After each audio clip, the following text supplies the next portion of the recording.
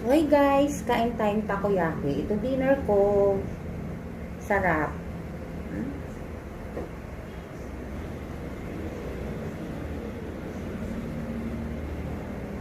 Mm.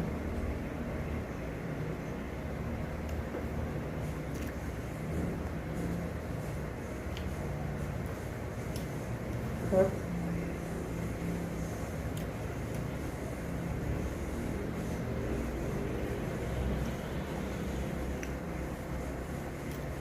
So, lahat ng takoyaki guys na natikman ko, ito yung talagang nagustuhan ko yung, ano niya, yung lasa. Hindi malansa. Masarap siya, malambot. Tsaka yung sauce niya talaga ang sarap. Kaya lagi ko siyang binabalik-balikan talaga. Mm.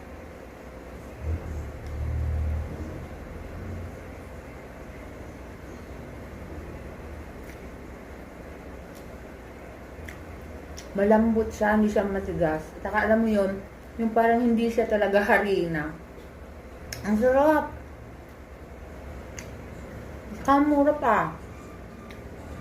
10 pesos takoyaki. Yummy.